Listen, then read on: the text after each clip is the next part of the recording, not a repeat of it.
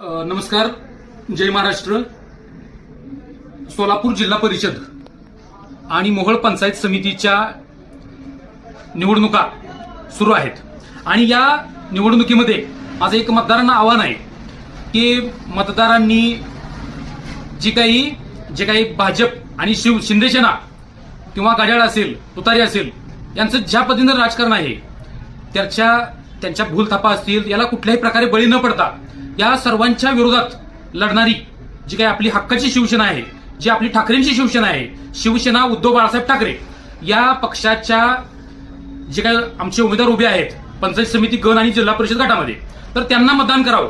कारण त्यांना मतदान म्हणजे लोकशाही वाचवण्यासाठी मतदान आहे, आपलं महाराष्ट्र ही जपण्यासाठी मतदान आहे, आपला स्वाभिमान असेल ते जपण्यासाठी मतदान आहे आणि भ्रष्टाचाराला आळा घालण्यासाठी हे तुमचं मतदान असणार आहे. आणि माझं याच निमित्तानं जे काही शिवसैनिक आहेत, जे काही आजी माजी पदाधिकारी आहेत, यांना सुद्धा एक नम्र आव्हान आहे.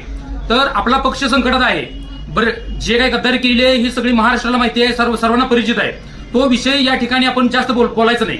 परंतु जे काही निष्ठावंत, जे काही कट्टर शिवसैनिक आहेत या मोहोळ तालुक्यामध्ये भरपूर आहेत आणि त्यांच्या जीवावर हा पक्ष या ठिकाणी उभा राहिलेला आहे, या ठिकाणी सत्ता मिळवलेली आहे. तर मग त्या ज्या काही आता निवडणुका आहेत, हा संकटाचा काळ आहे, सर्व आम्ही मान्य करतो. परंतु निष्ठावंत आणि जे काही सच्चे शिवसैनिक आहेत त्यांना भविष्य काळामध्ये न्याय मिळेल आणि जे काही पदाधिकारी जे काही लोभासाठी किंवा काही पक्षाची गद्दारी करत आहेत त्यांना माझं या निमित्ताने एक सांगणं आहे की भविष्यामध्ये जर कोणी या मोहोळ विधानसभा मतदारसंघातील पदाधिकाऱ्यांनी गद्दारी केल्याचं निदर्शनास आलं तर त्याचा अहवाल जो आहे तो वरिष्ठांकडे सादर होईल आणि त्यांचं या आपल्या पक्षामधून निलंबन आणि हकालपट्टी सुद्धा होऊ शकते. याची सर्वांनी जाण ठेवावी.